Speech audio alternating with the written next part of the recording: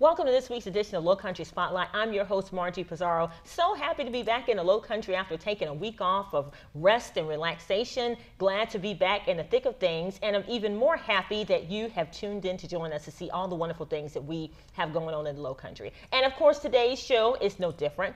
We have in the studio with us today Mr. Darren Wilson, and Darren is a member of the Cheyenne Webb Foundation. Now, for those of you who don't know, back during the civil rights era in this country, when it was a really contentious time and Dr. Martin Luther King was on the scene and was helping to bring about some of the changes that we all enjoy today, there was a young girl by the name of Cheyenne Webb who Dr. King billed as the smallest freedom fighter. I think we've got a picture of Cheyenne actually with Dr. King.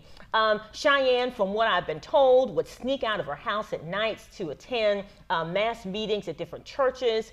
She would lead the congregation in some of the freedom hymns that they would sing. And she also marched alongside Dr. King during the March on Selma and Bloody Sunday. Now, Darren is going to give us a lot more information about that, but I want to welcome Darren to Low Country Spotlight. Hey, how are you? Glad to be here. I'm so happy that you could come. This is so interesting. You know, we go back through history books and we read about Dr. King and we read about some of the wonderful things that happened during the civil rights era and also some of the hardships that a lot of citizens face. And then we hear the story about this little girl. Tell us a little bit about Cheyenne and her story. Well, Cheyenne is a very interesting person. Okay. When you meet her, she lights up the room. Okay. And what I wanted to do was recognize her and then introduce her to the Low Country. She's nationally known. She's been recognized from many different organizations. And I have invited her to Charleston to speak. And she has graciously accepted. So I'm excited, which is why I'm here with you. Right. And I can't wait for her to get here. Okay, so there's an event that we're going to talk a little bit more about later on that's coming up. The date is July 29th. July 29th in North Charleston. We're going to have all of that information on our website. But also, I know I heard about this movie. I heard about this Disney movie called Selma, Lord Selma. And this movie is actually based on Cheyenne's life and experience. It is correct. As you mentioned earlier, this is in her words. Yeah. She said, "I'm glad I disobeyed my parents." Wow. Yeah. Wow. And can you imagine at age 9 having the presence of mind to want to be part of something that's bigger than yourself? At age 9.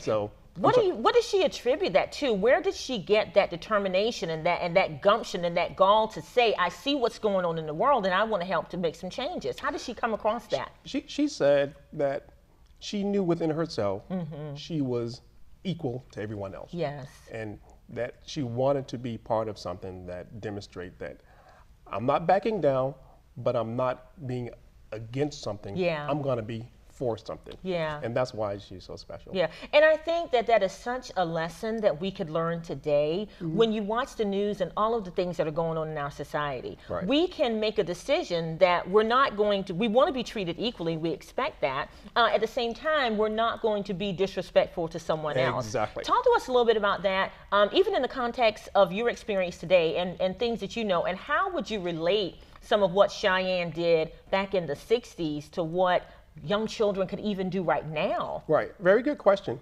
Well, first of all, we see a lot of things going on today that reminiscent of the 60s.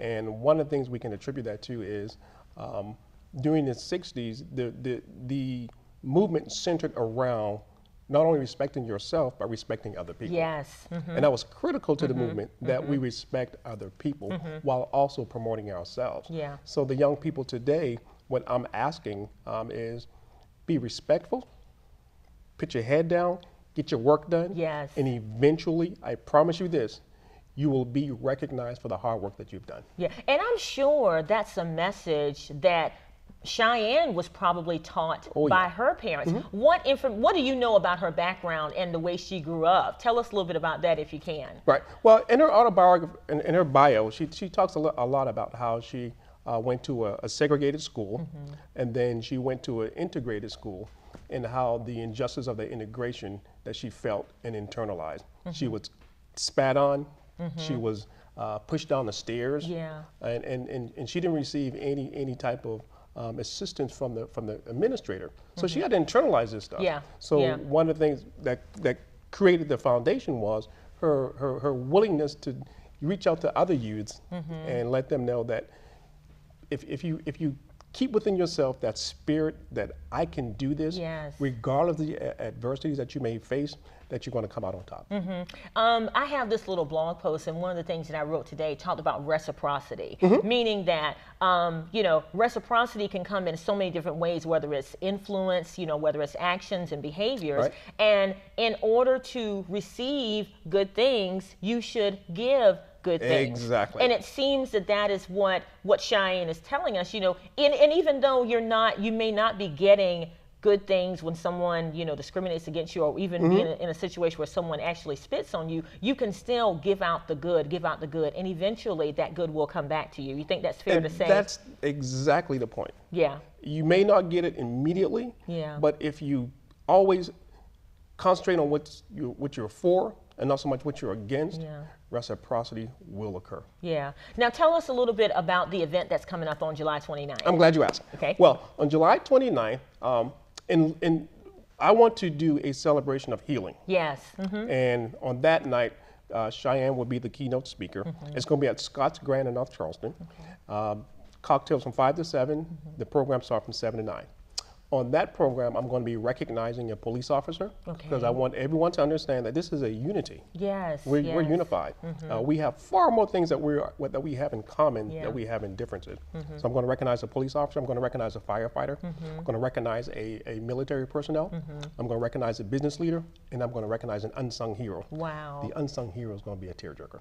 Wow. You want to tell it? No, I'm not going to tell. No. You have to go. No, I'm not going to tell. I'm so nosy. No, I'm not going to tell. Okay. Well, we're going to have all the information on our website about the event that's coming up on the 29th. But, one of the things that I'd like to close this segment on is we've been hearing so much in the news. I'm so glad that you're recognizing public servants and people who are committed, people that run to the drama, people that run to the bad situation instead of those that run away. Even with regard to police officers, we've got, we've had so much discussion in this community, or even in our world, our nation, our world, about police officers. What would you tell us about the police officer you're recognizing, without giving away who he is, who he or she is? Tell us why it's important to recognize, if you had to just pull one, that police officer. Well, I'm not recognizing an individual. I'm recognizing the institution. Wow. So, which is even greater. Which is greater. Right, yeah. Right. So, because I want us to understand,